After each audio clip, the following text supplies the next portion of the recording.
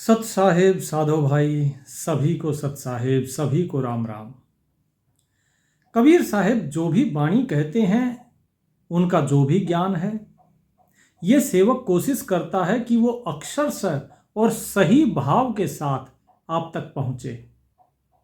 जो परमात्मा की कृपा है, उस परमात्मा की कृपा के अनुसार जो भी भाव होता है वो आप लोगों तक पहुंचा दिया जाता है।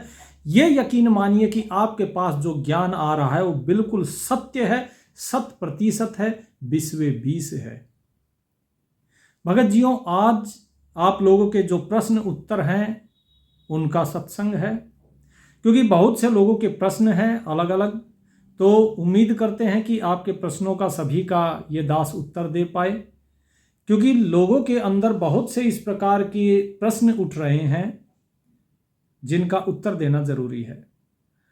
अब इसमें बहुत से लोग तो धन्यवाद लिखते हैं, लेकिन कुछ लोग क्या कहते हैं, जैसे ये हैं सार्थक चंद्र जी।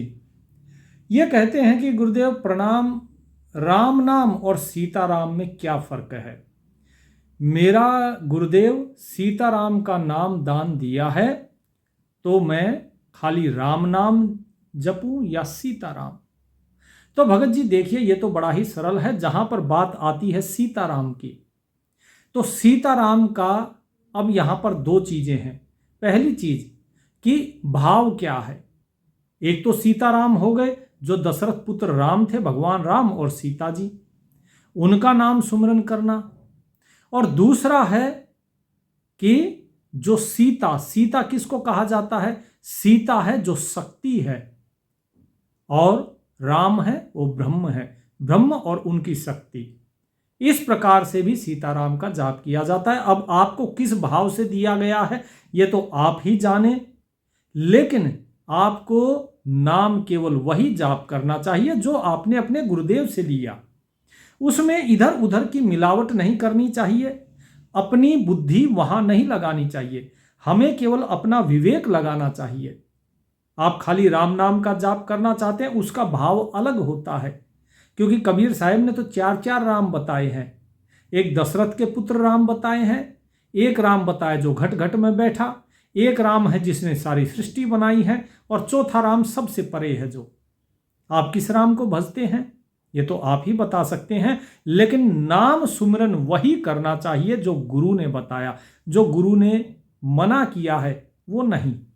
गुरु का शब्द, उनका बोला गया वचन ही शब्द है, और इसके लिए आपको बहुत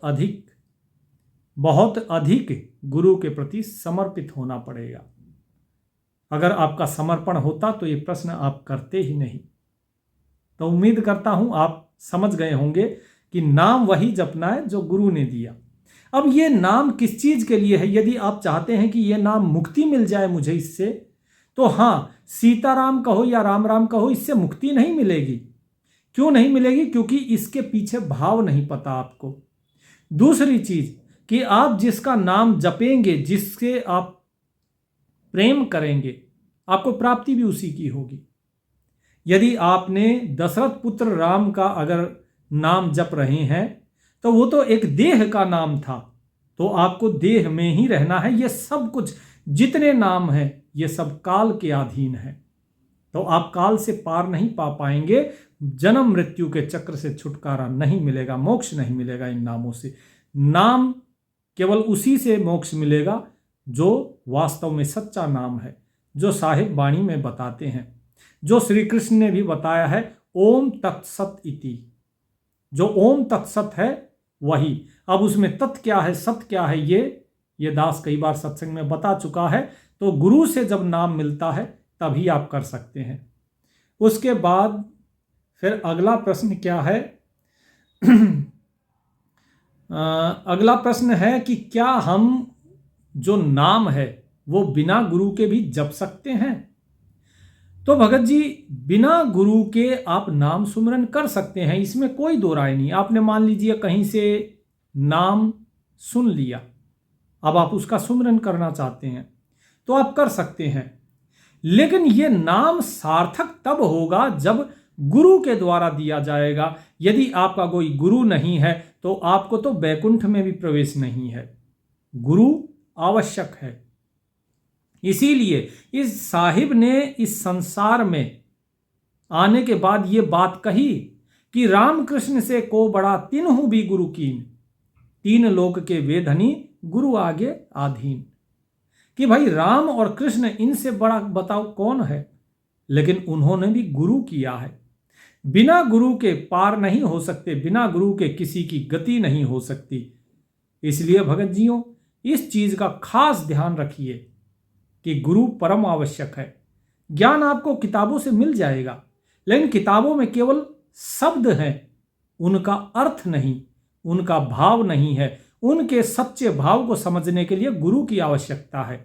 नाम आपको किसी से भी मिल जाएगा, लेकिन उस नाम के भाव को व्यक्त करने के लिए गुरु की जरूरत है। आपके अहंकार को तोड़ने के लिए गुरु की जरूरत है, आपके विकारों को निकालने के लिए गुरु की जरूरत है। उसके बिना सारा नाम जाप थोथा है। जब तक आप सही मार्ग पे नहीं चलेंगे तो सारा नाम जाप थोथा है, क्योंकि यदि आप विष खाते रहे और ऊपर से दवाई भी लेते रहे तो वो दवाई काम नहीं करेगी। विष अपना काम, वो बात दूसरी की थोड़ा धीरे करेगा, लेकिन विष अपना काम करता रहेगा। इसके बाद दूसरा क्या है, दूसरे दिलदार सिंह जी हैं, ये पूछते हैं कि आपसे किस प्रकार से मिला जा सकता है। तो दिलदार सिंह तंवर जी, तो देखिए भगत जी, हम अपने गुरुदेव के साथ हर एक पूर्णमासी को छुड़ानी धाम जाते हैं। हमारे गुरुदेव वहाँ पर 10 बजे से 12 बजे तक रहते हैं। इस बार जैसे भगत जी ज़्यादा थे तो वे 1-1:30 बजे तक वहाँ पर रुके हैं। तो आप लोग जब भी आएँ तो गुरुजी के सेवक का नंबर है 86 185 88 496, 86 185 88 496। आप इस पर पहले व्हाट्सएप करके पहले ही बता दें कि हम आना चाहते हैं, हम मिलना चाहते हैं, ताकि गुरु जी को ये संदेश पहुंचाया जा सके कि उनसे कोई मिलने आ रहे हैं, ताकि थोड़ा बहुत ऊपर नीचे अगर रुकना पड़े तो रुका जा सके। लेकिन कोशिश कीजिएगा कि 10 बजे तक सुबह आप छुड़ानी पहुंच जाएं। छुड़ानी धाम जो कि झज्जर जिले में पड़ता है, झज्जर से कुछ ही दूर है, और आप दुल्हेड़े गांव उतर के और वहां से आप जा सकते हैं। झज्जर में आने के बाद आप किसी से भी पूछ सकते हैं। इसके बाद फिर अगर आप किसी और दिन भी अगर मिलना चाहें तो गुरुदेव पानीपत में उगराखेड़ी गांव में रहते हैं, आप वहां जाकर भी उनसे नामदान ले सकते हैं। हम तो दास हैं, देखिए गुरु जी की जो आज्ञा होती है हम वो कर देते हैं।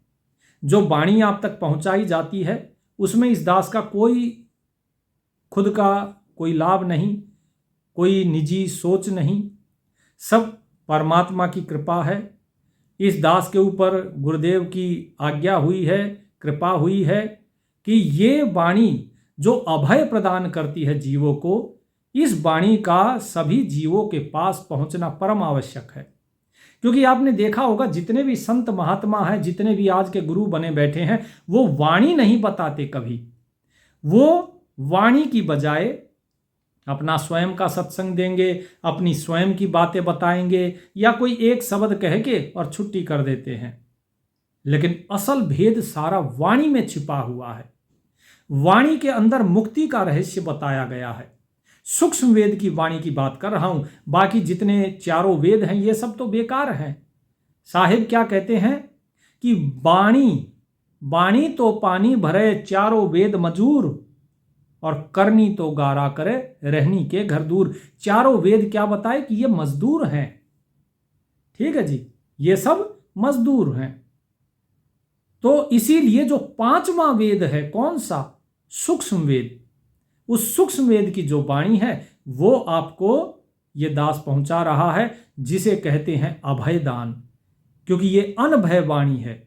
साहिब कहते हैं अनभय पाठ पढ़े जो हंसा, धन धन तिनके हैं कुलबंसा। इसीलिए जो दास आप तक पहुंचाता है उसका पाठ करते रहिए, उस सत्संग को बार बार सुनिए। और कोई सत्संग सुने ना सुने, वाणी का सत्संग जरूर सुने, रोजाना एक बार जरूर सुने। फिर क्या कहते हैं, फिर कहते हैं कि कबीर साहिब जो थे, कबीर साहिब तो स्वयं ही सतगुरु थे, उनका कोई गुरु नहीं था। वे तो स्वयं ही सर्वज्ञानी थे, तो उन्हें किसी गुरु की जरूरत नहीं थी। अब बात बिल्कुल सही है, किसी गुरु की जरूरत नहीं थी। लेकिन फिर भी कबीर साहिब ने आकर रामानंद जी को गुरु किया। उन्होंने कहा है, काशी में हम प्रगट भये हैं रामानंद चिताए, कि हम काशी में प्रकट हुए हैं और रामानंद जी को हमने चिताया है, ज्ञान दिया है। लेकिन ज्ञान गुरु बनकर नहीं दिया, शिष्य बनकर ज्ञान दिया है। तो उन्होंने रामानंद जी को अपना गुरु धारण किया है और स्वयं शिष्य की भांति उनके पास रहे। साहिब अपनी वाणी में क्या कहते हैं? साहिब कहते हैं, कबीर रामानंद का शिष्य भया, रामानंद का शिष्य भया, सतगुरु भय सहाय, जग में जुगत अनूप है, सोई दई बताए। तो यहां पर साहिब ने कहा है कि हम रामानंद जी के शिष्य बने हैं। तो ऐसा नहीं है कि उन्होंने शिष्य नहीं बने, वे उन्होंने गुरु नहीं बनाया। हालांकि वे स्वयं सतगुरु थे, उनको कोई ज्ञान नहीं दे सकता था क्योंकि वो स्वयं सर्वज्ञानी थे। लेकिन इस संसार की मर्यादा निभाने के लिए उन्होंने रामानंद जी को गुरु धारण किया। रामानंद जी जो कि सगुण भक्ति के उपासक थे, प्रेम भक्ति के उपासक थे।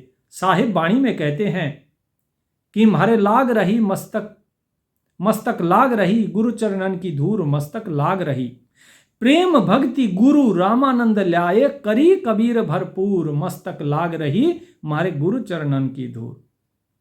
तो कबीर साहिब ने रामानंद जी को गुरु बनाया है, इसमें कोई दो राय नहीं। बाकी लोग बेशक कितना कहते रहे, अक्सर होता क्या है, हम जिसे भगवान बनाना चाहते हैं, हम नहीं चाहते कि उनके बारे में कोई भी छोटी बात की जाए। अरे भाई, सत्य को स्वीकार करना चाहिए हमें। जो कबीर साहिब ने लीला करी कि शिष्य बनकर अपने गुरु का उद्धार कर दिया, उस लीला को आप कैसे झुठला सकते हैं? यह सब कबीर साहिब की लीला थी, क्योंकि गुरु रामानंद जी ये सोचते थे कि मेरे से छोटा मुझे ज्ञान नहीं दे सकता। रामानंद जी एक जन्म में नहीं तर गए, रामानंद जी को कई जन्म लेने पड़े और बार बार कबीर साहिब उनका उद्धार करने के लिए आते, लेकिन वो कभी भी अपने से छोटे की बात को नहीं मानते थे। लेकिन जब कबीर रूप में साहिब प्रकट हुए, सतगुरु जी जब प्रकट हुए, तब रामानंद जी के साथ इस प्रकार की घटना घटी कि रामानंद जी को उनके आगे झुकना पड़ा, उनके चमत्कारों के आगे झुकना पड़ा, उनके ज्ञान के आगे झुकना पड़ा। दिल से बेशक रामानंद जी स्वयं कबीर साहिब को सतगुरु मानते थे, लेकिन कबीर साहिब ने फिर भी केवल और केवल एक शिष्य का धर्म निभाया और स्वामी रामानंद जी को अपने गुरु के स्थान पर ही रखा, उनको केवल गुरु ही माना। इसलिए भगत जियों, इस चीज को कहना कि नहीं कबीर साहिब के कोई गुरु नहीं थे, ये सब एक बेमानी है और कुछ नहीं। ये केवल और केवल साहिब की लीलाओं के ऊपर हमारा, वो कहते हैं ना कि एक शंका करना, वो शंका करना है। फिर लक्ष्मण मीना जी कहते हैं कि हम आपके सत्संग से संतुष्ट नहीं हैं, क्योंकि आपने जो दान देने की बात कही है वो किसको कही है कि सन्यासी को। तो कबीर साहिब तो क्या गृहस्थी नहीं थे? इससे महान संत का क्या है, मजाक होगा? बिल्कुल नहीं, इससे मजाक नहीं होता। देखिए क्या होता है, अब कुछ लोग क्या कहते हैं कि गुरु को दान दो, गुरु को दान दो। ठीक है जी, ये किन लोगों ने जोड़ा? ये उन लोगों ने जोड़ा जो ये चाहते हैं कि भाई हम तो बैठे रहे, हम घूमे फॉर्च्यूनर गाड़ी में और हमारे भगत खाएं खिचड़ी, उनको मेवे नहीं मिले, हम मेवा खाएंगे और भगत खिचड़ी खाएंगे। ये उन गुरुओं का पाखंड बनाया हुआ है कि भाई 10वां अंश गुरु को दीजिए, जीवन अपन सफल कर लीजिए, कि 10वां अंश गुरु को दिया जाए। ऐसा नहीं होता। वेदों में लिखा है कि 10% अपनी आय का दान करना चाहिए। दो चीजें होती हैं, एक है कर, कर वो होता है जो राज्य का आधार होता है, जिसके ऊपर राष्ट्र चलता है, और एक है दान जो समाज का आधार होता है, जिसके ऊपर समाज खड़ा रहता है। तो दान दीजिए पशुओं को, पक्षियों को दान दीजिए, जो वृक्ष हैं उनको बचाने के लिए वृक्षारोपण कीजिए, जल के संचयन के लिए दान कीजिए। मतलब इस प्रकार की गतिविधियों में आप दान दीजिए जो भूखा है बेचारा उसको भोजन दीजिए, जिसको पहनने के कपड़े नहीं, जो जरूरतमंद है उसे दान दीजिए। और मात्र 2% ही आपको गुरु को दान देना है, मात्र 2%। और एक चीज ध्यान से सुनिएगा, कबीर साहब कहते हैं, कबीर गुरु को ऐसा चाहिए शिष्य से कछु न ले, और शिष्य को ऐसा चाहिए गुरु को सर्वस्व दे। कि शिष्य को ऐसा होना चाहिए, यदि गुरु कुछ मांगे तो अपना सर्वस्व दे दे, तन मन धन सब कुछ। लेकिन गुरु को भी ऐसा चाहिए कि शिष्य से कुछ भी ना ले। किस लिए नहीं ले? अपने लिए, समाज कल्याण के लिए। तो कबीर साहब ने कहा है कि मैं चाहे मर जाऊं लेकिन मैं भीख नहीं मांगूंगा।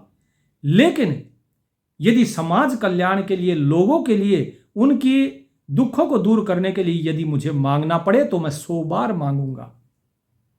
तो भगत जियों, इन बातों में बड़ी गहराई है, इन्हें समझिए कि दान किसे देना चाहिए। गुरु को जो आप 2% दान देते हैं ना, उसमें भी गुरु जो होता है वो अपने लिए खर्च नहीं कर सकता है, वो अपने लिए नहीं खर्चेगा। अब बात आती है कि सन्यासी गुरु को क्यों देना। जो गुरु गृहस्थी हैं, जो गुरु कमाते हैं, उनको धन की जरूरत नहीं है।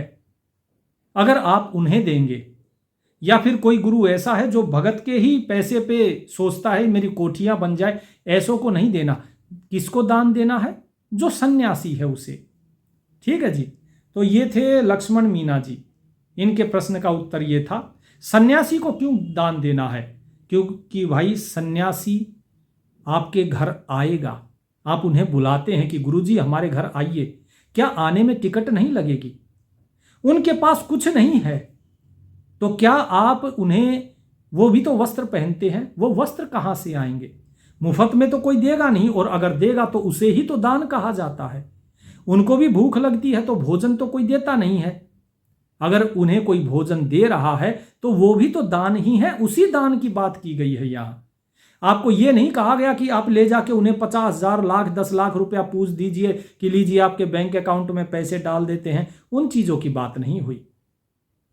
धर्म के कार्य के लिए यदि गुरु कहते हैं, वाणी के प्रचार प्रसार के लिए यदि कहते हैं तो बात अलग है। लेकिन अगर आपसे यह कहा जाए, बोले जी हमारी पोस्टर सेवा लगा दो, आपको बहुत से गुरु हैं जो कहते हैं, बोले जी आपको पोस्टर लगाने हैं, अपनी आमदनी से आप 5-5, 10-10 हजार रुपए लेके पोस्टर छपवा के सभी जगह शहरों में चिपकाते हैं।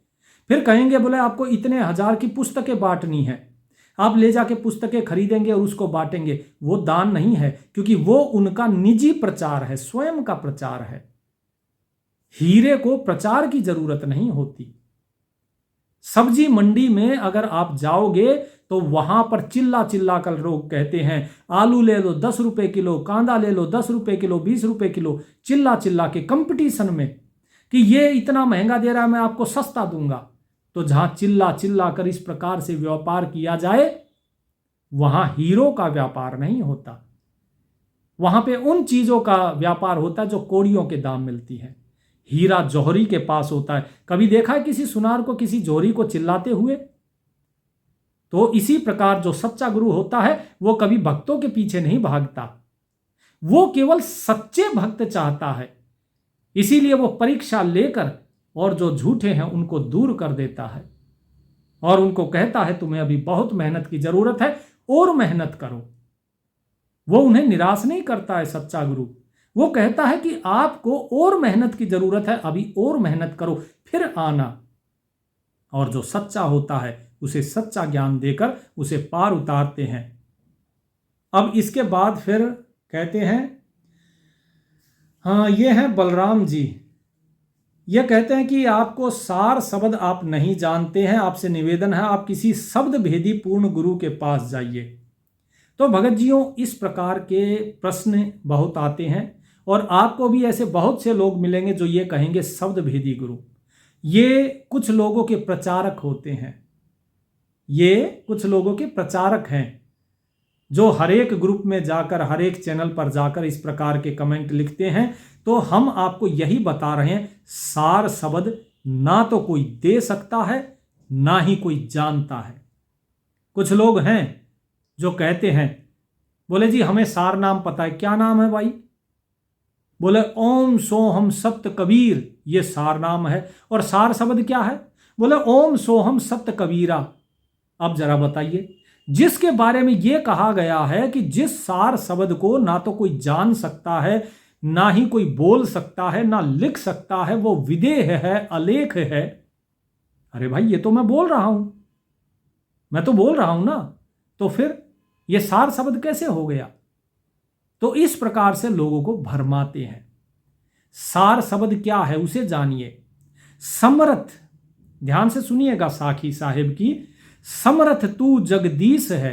क्या कहा? समर्थ तू जगदीश है, सतगुरु साहिब सार, और मैं शरणागति आईहा तुम हो अधम उधार। तो किसको कहा गया है सार? कहा ना समर्थ। समर्थ कौन है? परमात्मा। समर्थ तू जगदीश है। कौन है समर्थ? कि तू है हे मेरे मालिक जगदीश, जगत का जो ईश्वर है, जो परमात्मा है, वो है समर्थ। और वही सतगुरु है, वही साहिब है, और वही है सार। ठीक है जी। तो जो सार शब्द होता है वो अंदर प्रकट होता है। अब इसमें एक चीज और आपको बता देते हैं। जब भी कोई गुरु आपको नाम दान देता है, आप नाम सुमरन करते हैं, यदि आपके अंदर में झिंगुर की आवाज नहीं आई, सुननी शुरू हो जाती है, जैसे बाहर में झिंगुर की आवाजें आती है ना, अंधेरे में जाएंगे तो झिंगुर किसारी जिसे बोलते हैं, टिड्डा भी बोला जाता है, उसकी आवाजें आती हैं और वो लगातार आएगी। अगर वैसी आवाजें आपको नहीं आ रही है, चाहे वो झिंगुर की हो, घंटे की हो, शंख की हो, अलग अलग आवाजें आती हैं, कोई आवाज आपको आनी चाहिए जो लगातार बजती रहेगी, रात भर बजेगी, सुबह भी बजेगी, दिन में भी बजेगी, वो आपको सुनाई देती रहेगी। तो यदि आपको वो धुन सुनाई नहीं दे रही है, वो आवाज सुनाई नहीं दे रही है, इसका मतलब आपका सुमरन अभी सही नहीं हुआ है, आपका सुमरन अभी बहुत कच्चा है, अभी आपको बहुत सुमरन की जरूरत है। तो इसीलिए भगत जियों, जो सुमरन होता है उस सुमरन का भी तरीका है, उस सुमरन के पीछे भाव है, उस सुमरन के पीछे एक अर्थ छुपा हुआ है। ऐसे ही सुमरन नहीं होता। तो इसीलिए जो सार शब्द की बात करते हैं ये सब बेईमानी है। इन सारी चीजों को छोड़ दीजिए। सार नाम दिया जा सकता है, और वो सार नाम कौन सा है? जो लिखा गया है गीता में, ओम तत् सत। लोग कहते हैं जो ओम और तत् इन दोनों को मिला के जो बनता है उसे क्या कहते हैं? सतनाम। अब लोगों को यही पता है तो ये दास भी वही कह देता कि हाँ भाई ये सतनाम है, लेकिन वास्तव में नाम तो एक ही है, उसके अलावा नाम नहीं है। फिर क्या है? तत् के बाद सत। जब ये सत नाम दिया जाता है तो कह देते हैं कि सार नाम हो गया। वास्तव में ये ओम तत्सत ये नाम नहीं है, ये ओम तत्सत ये 3 प्रकार से विधियां हैं। नाम एक ही है, उस एक ही नाम को सुमरा जाता है, और उस नाम के 2 भाग हैं जो श्वासों के साथ सुमरन किया जाता है। तो भगत जी उस नाम को समझो, उसी नाम को 3 प्रकार से, 3 भाव के साथ, 3 भेद के साथ सुमरन किया जाता है। इसीलिए कहा जाता है त्रिविधि। निर्देश किया गया है कि ब्रह्म के सुमरन का 3 विधि के द्वारा, 3 विधि, त्रिविधि। लोगों ने इस 3 विधि को क्या बता दिया कि 3 नाम है जी ये, प्रथम मंत्र, फिर सतनाम, फिर सार नाम। ऐसा बिल्कुल नहीं है। प्रथम मंत्र कुछ नहीं है, जो है बस एक ही है। सभी ने, चाहे कबीर साहेब हुए, चाहे गरीबदास महाराज हुए, सभी को एक ही बार नाम दिया गया, एक ही बार, और उनको विधि बताई गई। लेकिन उन्होंने नाम केवल उसी को बताया था जो उसके अधिकारी थे। हालांकि ये कलयुग इतना ज्यादा हो चुका है कि साहिब के आदेश पर इस दास ने उस नाम को पब्लिक में बताया है, सार्वजनिक रूप से मैंने बताया हो नाम, बहुत बार बताया। लेकिन अब उस नाम को जपने की जो विधि है वो केवल उसी को प्राप्त होती है जो वास्तव में उसका अधिकारी है, हर किसी को नहीं। इसके बाद फिर कहते हैं, ये छज्जी प्रसाद जी हैं, कहते हैं यदि मैं नहीं हूं तो अमृत किस चिड़िया का नाम है, मेरे बिना आपकी सारी ज्ञान चर्चा किसी काम की नहीं, क्योंकि मेरे बिना संसार है ही नहीं। इन्होंने बड़ी गूढ़ बात कही है, बिल्कुल सही बात कही है। मैं हूं तो संसार है, मैं ही नहीं हूं तो संसार है ही नहीं। जब मैं सो जाता हूं तो मुझे ना इस जगत का अनुभव होता है, ना ही स्वप्न के जगत का अनुभव होता है, ना उस आत्मबोध का अनुभव होता है। जब हम सोते हैं, हम जब स्वप्न अवस्था में होते हैं, तभी केवल हमें सपने का मतलब जो बोध है वो होता है, तब हमें इस जागृत जगत का कोई बोध नहीं होता। तो हम जिसे मैं मानते हैं, जिस स्तर पे मैं मानते हैं, हमें केवल उसी का ही बोध होता है। जब तक हम सपने के व्यक्ति को मैं मानते हैं तो हमें सपने का बोध होता है, सपने का संसार दिखता है। जब हम इस देह को मैं मानते हैं तो हमें यह जगत का अनुभव होता है। लेकिन जब हम इस देह से परे उस आत्म तत्व को मैं मानते हैं, तब हमें परमार्थिक सत्ता का अनुभव होता है, जहां पर केवल और केवल मोक्ष है। कोई जन्म नहीं, कोई मृत्यु नहीं है, इनसे परे है वो आत्म तत्व। लेकिन जब ये मैं ही उस आत्म तत्व को खोजता है, और ये मैं क्या कहता है, पहले सपने वाला मैं, फिर ये जगत का मैं, और उसके बाद वो आत्मा का मैं। लेकिन जब इस आत्मा के मैं से परे हो जाता है, जब मैं से तू हो जाता है, तब साहिब ने क्या कहा कि जब मैं था तब हरि नहीं, अब हरि है मैं नाही। ठीक है जी, कि मैं खत्म हो जाता है। सब अंधियारा मिट गया जब दीपक देखा माही। जब अपने हृदय में दीपक देखा, अर्थात वो प्रकाश देखा, उस साहिब का जिसे सार कहा गया, उस सार को जब हमने अंदर देखा, तब हमारा ये सारा अंधियारा मिट गया। फिर केवल वही रह गया, मैं नहीं रहा। ठीक, तू करता तू भया। क्या कहा, तू करता तू भया, तुझ में रहा समाए। सब अंधियारा मिट गया जब दीपक देखा माहे। कि तू करता हुआ हे मालिक, मैं तू ही हो गया, मैं रहा ही नहीं। जब तक मैं है तब तक मुक्ति नहीं, और जब मैं समाप्त हो जाता है तभी मुक्ति है। यही चीज जो है बाबा बुल्ले साहब भी कहते हैं कि तू भी तू है, ते मैं भी तू है, तू भी तू है, मैं भी तू है, तू ही पाक पिछाना, अंदर तू है बाहर तू है, तो बुल्ला कौन निमाना। फिर छोटा कौन है, बड़ा कौन है, सभी जगह तो तू ही है। बाहर भी तू, अंदर भी तू, मैं भी तू भी तू, सब कुछ तू है, सब में तू है। तो जब तू ही है तो ये मैं है कहां, ये मैं केवल एक वहम है। इस मैं को कहना आपको संसार ने सिखाया है, आप स्वयं पैदा हुए तब मैं नहीं कहते थे। तो इसलिए भगत जियों, ये मैं ही बंधन है और मैं से परे होना ही मुक्ति है। अब ये दिलदार सिंह जी का एक प्रश्न है। ये कहते हैं कि साहेब जी, हमारे जो गुरु हैं वो वैसे तो खुद को दास कहते हैं, लेकिन उनकी करनी में फ़र्क है। वो शराब पीते हैं, मेरे हिसाब से ठीक नहीं है, और उनका जैसा व्यवहार करना चाहिए वैसा नहीं करते हैं, पैसा भी लेते हैं और धाम भी खोल रखा है। देखिए भगत जी, आपका पूरा प्रश्न तो हम नहीं पढ़ेंगे, ठीक है, पहले आपके इतने ही प्रश्न का उत्तर देते हैं।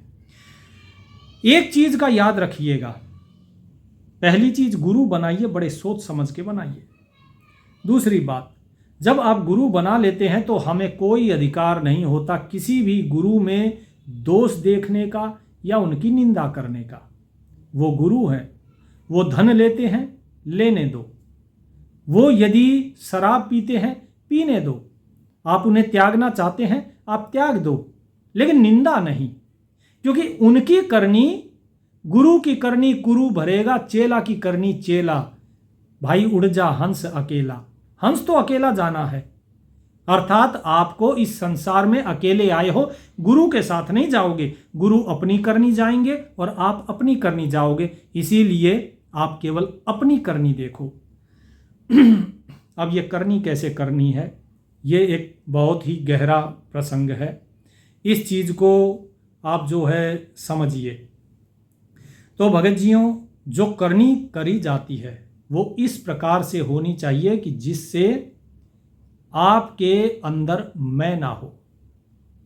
आप जब भी कोई करनी करते हैं ना, तो उसका फल होता है। जब भी आपको किसी की निंदा करके सुख मिलता है तो उसके लिए दंड भी है। आपको किसी की प्रशंसा करके सुख मिलता है, उसके लिए भी दंड है। आप दूसरे के कर्मों का फल तभी भोगते हो जब आप उसकी निंदा करते हो या प्रशंसा करते हो। आप किसी के बारे में कुछ भी करो, आपके शरीर, आपके मन, आपकी इंद्रियां, आपकी बुद्धि, आपके किसी भी इंद्री को यदि सुख, सांत्वना मिलती है, तसल्ली मिलती है कि चलो भाई मन का जो गुबार था निकल गया, समझ लीजिए कि उसका आपको कर्म फल मिलेगा। इसीलिए जो कर्म निष्काम होता है, जिसमें आपकी कोई रुचि नहीं, ना किसी की बुराई करने की, ना अच्छाई करने की, ना सुख लेने की, ना किसी को दुख देने की, केवल वही कर्म आपके हिस्से में निष्काम भाव से होता है, उसका आपको कोई कर्मफल नहीं मिलता। अन्यथा सभी कर्मों का कर्मफल है। ठीक है जी। इसके बाद फिर और देखते हैं किसी का कोई प्रश्न हो बढ़िया सा। बाकी जो आप लोग लिखते हैं, सतसाहेब गुरुजी, पानीपत में गुरुजी का पता दीजिए। गुरुजी पानीपत में उगराखेड़ी गांव में रहते हैं, वहां पर आप जाकर पूछ सकते हैं। पहले बाहर अगर आप रहते हैं तो हरियाणा आइए। सबसे पहले आपको अगर बाहर रहते हैं तो नई दिल्ली आना है, वहां से आप पानीपत जाइए। पानीपत में संजय चौक पूछिए, संजय चौक पर ऑटो पकड़िए और कहिए हमें उगराखेड़ी गांव जाना है। चाहे मुर्गी खाना बोल देते हैं, मुर्गी फार्म, तो वो उगराखेड़ी के आगे से जाते हैं ऑटो। वहां पर आप उगराखेड़ी का जो स्कूल है, सरकारी स्कूल, वहां पर उतर जाइए। वहां से पूछिए कि हमें उगराखेड़ी पार्क जाना है। उसी गली में बिल्कुल सामने वो गली जाएगी, उगराखेड़ी पार्क। उगराखेड़ी पार्क पर जाके पूछ लीजिए कि शिव मंदिर कहाँ है। वहां पर गरीबदासी डेरा है, वहां पर महाराज रहते हैं। आप वहां पर गुरुजी से जाकर भेंट कर सकते हैं। इसके बाद ये क्या कहते हैं कि ये सत्य है, ऐसे संकेत मिलते हैं। ये काल के संकेतों की बात कर रहे हैं। कौन है ये? कुसुम रावत जी। बिल्कुल, जैसा कि मैंने बताया, काल जो है हमेशा संकेत देता है। काल किसी भी व्यक्ति को इस संसार से उठाने से पहले संकेत देता है। जो व्यक्ति जितना सच्चा होगा उसको उतनी ही अधिक बार संकेत आएगा, उतना ही ज्यादा संकेत आएंगे। किसी को कुछ संकेत, किसी को कुछ संकेत, लेकिन वो काल सभी को संकेत देता है। वो और उसके यमदूत जो होते हैं वे आते हैं, जीव को दिखाते हैं कि भाई तेरी अभी गति कैसी होगी, कैसी गति होने वाली है। आप नरक में जा रहे हो कि आप स्वर्ग में जा रहे हो, ये सारे संकेत मिलते हैं। भगत जियों, एक चीज और है कि आपको जो ये संकेत मिलते हैं, इन संकेतों को अक्सर लोग भूल जाते हैं।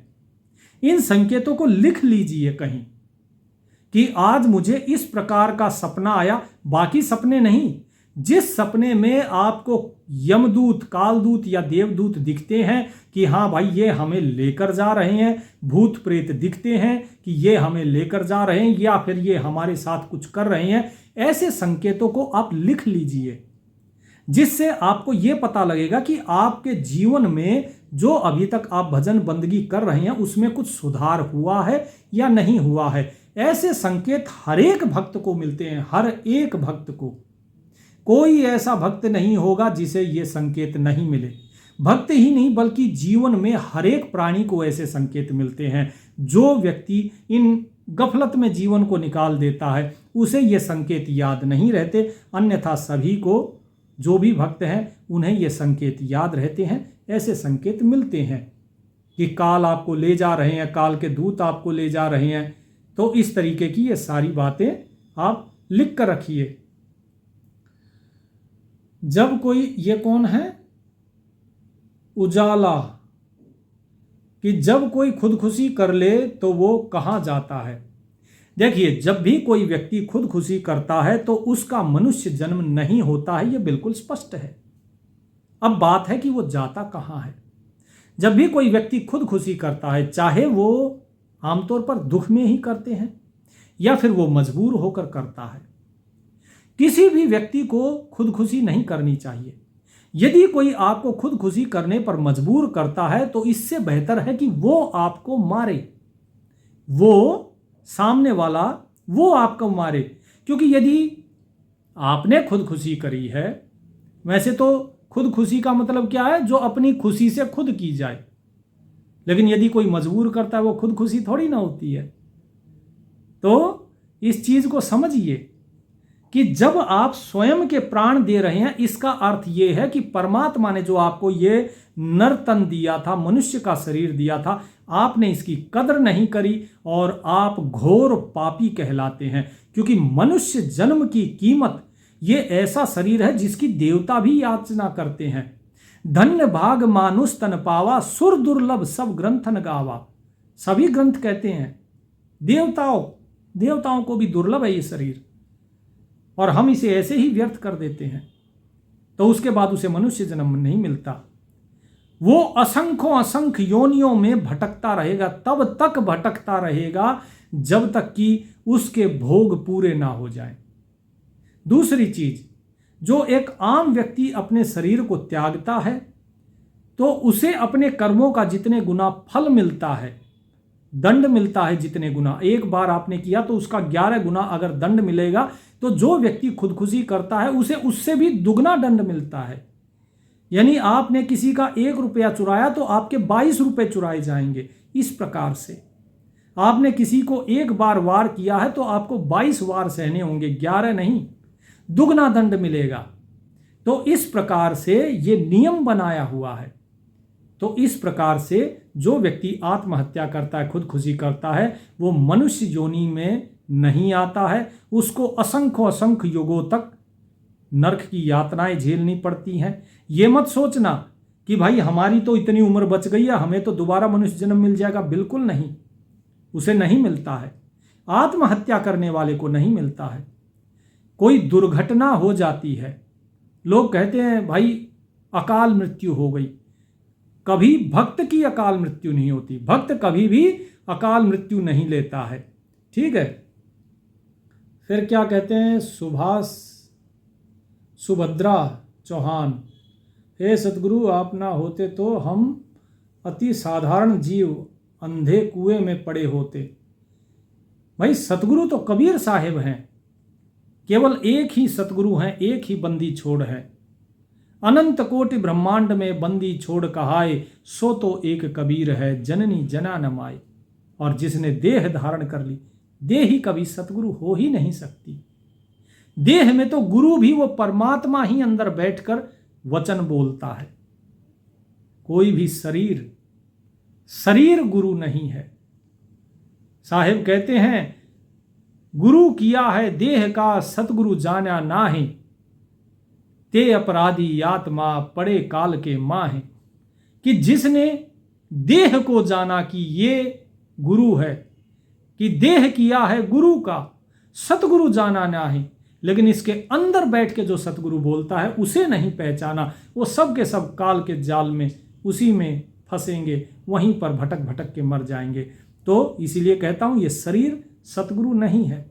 सतगुरु केवल वही है जो बोल रहा है, आपके अंदर बैठ के बोलता है, आपके अंदर बैठ के सुनता है, आपकी आंखों से देखता है। ये आंखों की जो खिड़कियां हैं, इनसे बैठकर देखता है और सुनता है कानों से। वो है, उसे जानो, उसे समझो। और एक खास बात, यदि आपका, अब कुछ लोग कहते हैं, बोले जी नाम जो है, नाम सुमरन में मन नहीं लगता। यदि नाम सुमरन में मन नहीं लगता है भगत जियों, तो वाणी पढ़िए। नाम सुमरन में मन नहीं लग रहा है, मन इधर उधर भटक जा रहा है, यानी कि आप अभी बहुत भ्रमित हैं, समय व्यर्थ हो जाएगा। तो अब क्या करो, वाणी पढ़ो। क्योंकि जब आप नाम सुमरन कर रहे हो तो मन में कर रहे हो, तो मन भूल जाता है। लेकिन जब वाणी पढ़ोगे तो बोल के पढ़ोगे, और जब वाणी बोल के पढ़ोगे तो वाणी किसकी है? ये सूक्ष्म वेद की वाणी किसकी है? ये स्वयं उस परमात्मा की वाणी है। जो वचन, जो शब्द परमात्मा ने बोले, वही शब्द अब जब आप बोलोगे तो क्या होगा? बताइए, भृंगी कीड़ा देखा है? भृंगी कीड़ा वो होता है जो मिट्टी लेकर आता है घरों में और अपना एक मिट्टी का इतना सा घोंसला बनाता है, फिर एक कीड़ा लेकर आता है, उसमें ततैये जैसा होता है, उसमें उस कीड़े को डालकर ऊपर से बंद कर देता है। फिर क्या करता है? फिर वो भी भी करके उसके ऊपर गुंजन करता है। उसकी उस भी भी की आवाज को सुन के जो कीड़ा जो कल तक रेंग रहा था, धरती पर रेंग कर चलता था, वो कीड़ा उड़ने वाला बन जाता है, क्योंकि वो उस शब्द को, उस धुन को ग्रहण कर लेता है जो बाहर से आ रही थी, बाहर से वो कीड़ा जो बोल रहा था। ठीक इसी प्रकार सतगुरु जी का, परमात्मा का जो ज्ञान सूक्ष्म वेद में है, उस ज्ञान को जब आप स्वयं पढ़ेंगे, जब उस ज्ञान को आप स्वयं सुनेंगे, सुनने के बाद वो आपके अंदर उतरेगा। जब अंदर उतरेगा तब आप स्वयं भी वैसे ही बनते जाएंगे। भैया, एक बच्चा है, वो गाली देना कैसे सीखता है? क्या कोई उसे कहता है बेटे गाली दो, गाली दो, गाली दो? कोई नहीं कहता ना। लेकिन फिर भी वो गाली देना सीख जाता, तो आपको क्या करना चाहिए? कैसे सीखा वो? क्योंकि उसने सुना, और जब उसने सुना तो उसने ध्यान लगाया उस बात पे। अच्छा, ऐसे कहा, उसे नहीं पता इसका क्या भाव है, क्या अर्थ है। उसने सुना, उसने सीख ली और उसने बोल दिया। अब बोल दिया, वो एक बार बोलेगा, दो बार बोलेगा, फिर उसकी आदत हो जाती है। कितने स्कूल के बच्चों को आपने देखा होता है जो बात बात पर गाली देते हैं। जब वो बात बात पर गाली देते हैं तो उन्हें पता नहीं होता कि उन्होंने गाली दे दी, उनके मुंह से गाली निकलती रहती है, ऐसे जैसे आमतौर पे हम बोलते हैं। ठीक इसी प्रकार से जब आप वाणी पढ़ेंगे तो आपके मन में जो विचार हैं वो विचार भी वैसे ही हो जाएंगे जो वाणी में है। फिर आपके अंदर वो वाणी ही चलेगी। जो परमात्मा का शब्द है, जब वो आपके अंदर चलेगा तो जाहिर सी बात है कि आप भी वैसे ही होते चले जाएंगे। इसलिए वाणी पढ़नी चाहिए। इसलिए ये दास आपसे कहता है कि जो वाणी है ये अभयदान है। अभय अर्थात भय से परे। भय किस चीज का है? जन्म मृत्यु का। और जन्म मृत्यु से ही परे हो गए तो उसी को ही तो मुक्ति कहते हैं। तो जब मन में सुमरन नहीं होता है तो वाणी पढ़िए, धीरे धीरे धीरे धीरे इस वाणी का असर आपके अंदर होगा। वाणी नहीं पढ़ सकते हैं तो उस वाणी को सुनिए। ये दास सूक्ष्म वेद के एक एक अंग का, एक एक भाग की रिकॉर्डिंग करके आपको डाल देगा, सत्संग के यूट्यूब चैनल पे डाल देगा। उसे सुनिए, सुनते रहिए, उसमें क्या लिखा है, उसका अर्थ, भावार्थ सब कुछ हम बता ही रहे हैं। जो हमारा चैनल है सूक्ष्म वेद का भेद, जिसमें केवल और केवल सूक्ष्म वेद का ही सत्संग आता है, जिसमें केवल और केवल सूक्ष्म वेद की ही वाणी बोली जाती है। उसमें जो अखंड पाठ है उस अखंड पाठ का प्रकाश किया जाता है। उसे समझिए। जब आप उसे पढ़ेंगे, उसे सुनेंगे तो अपने आप भी उस जैसे ही हो जाएंगे। तो जिस प्रकार एक बच्चा कहीं से कुछ सुनता है, फिर वो उसे बोलता है और उसे बोलते बोलते उसका चरित्र ही वैसा हो जाता है। कुछ हम टीवी में देखते हैं, उस देखे हुए के अनुसार हम जो है अनुसरण करते हैं और फिर हमारा चरित्र ही वैसा हो जाता है। ठीक इसी प्रकार जब आप वाणी सुनेंगे, वाणी सुनने के बाद जब आप स्वयं भी पढ़ेंगे और पढ़ने के बाद आपका चरित्र भी वैसा ही हो जाएगा। भगत जियों, ये अनेकों अनेक जन्मों का सौदा है मुक्ति। मीराबाई को एक ही बार में मुक्ति नहीं मिल रही। पहले राबिया बनी, राबिया के बाद बंसरी बनी, बंसरी के बाद फिर वो मीरा बनी, और मीरा बनने के बाद फिर संत रविदास जी से उनको नाम दीक्षा मिली। फिर कबीर साहिब ने उन्हें साक्षात दर्शन दिए। तब जाके मीरा को 28 नहीं 26 वर्ष लग गए। 22 वर्ष की उम्र में उन्होंने दीक्षा ली और 48 वर्ष की उम्र में वो कहाँ समा गई। ध्यान से सुनिए क्या कहते हैं कि मीरा हाथ सुतार था, पद गावे ल्यो लाए, और पत्थर की थी प्रतिमा तामे गई समाए। पत्थर की प्रतिमा थी, वो उसी में समा गई। कैसे? क्योंकि वो पद गा रही थी। क्या नाम सुमरन कर रही थी? नहीं, वो पद गा रही थी, भजन गा रही थी, और वो इतने भाव से, इतने लो के साथ गा रही थी, उनका लो लगी हुई थी, ठीक है, भाव लगा हुआ था, और वो उस मूर्त में ही समा गई। ऐसा दिव्य स्वरूप उनका हो गया। तो ये सब प्रभाव किसका बताया साहिब ने? ये सब प्रभाव वाणी का बताया, जिस पद को वो गा रही थी उसका बताया। तो इसीलिए भगत जियो, जब उन्होंने ये पद गाए हैं, आप गाओगे तो क्या दिक्कत है? आप भी वैसे ही हो जाओगे, आप भी पार हो जाओगे जैसे वो पार हुए। तो इसीलिए वाणी को सुनिए, वाणी को पढ़िए, और फिर वाणी में डूब भी जाओगे और एक दिन उसके साथ लो भी लग जाएगी, संसार से सारा नाता टूट जाएगा और तब उस परम पद को प्राप्त होते हैं। अनेकों अनेक तरीके हैं साहिब से मिलने के, कोई एक तरीका नहीं। लेकिन भक्ति मार्ग सबसे कठिन भी है और सबसे सरल भी है। ना जप करना, ना तप करना, भोजन भी करना है, संसार में भी रहना है, कपड़े भी पहनने हैं, भोग भी भोग सकते हो, और फिर भी जब एक दिन उससे लो लग जाएगी तो स्वयं ही इन भोगों से विरक्त हो जाओगे। छोड़ने की जरूरत नहीं होती, ये छूट जाते हैं। मन नहीं करता किसी चीज को, सब अपने आप छूट जाता है। अगर कोई आपसे कहे ये छोड़ दो, वो छोड़ दो, अरे भाई, तन से छोड़ दिया, मन से तो नहीं छुटाना। असली विरक्ति मन से होती है भगत जी। उम्मीद करता हूं आपको बात समझ आई होगी। यदि आपके कुछ और प्रश्न हैं जो वास्तव में सही हैं, अगर वे प्रश्न तर्क संगत होंगे तो उनका जरूर उत्तर दिया जाएगा। यदि बहसबाजी के लिए होंगे तो हम सीधा सा कहते हैं, भाई आप जीते हम हारे, हम दास हैं, हमें दास रहने दो, हमें साहिब नहीं बनना, हम मालिक नहीं हैं। तो तर्क संगत प्रश्न पूछिएगा। परमात्मा आप सभी का कल्याण करें। सत साहिब।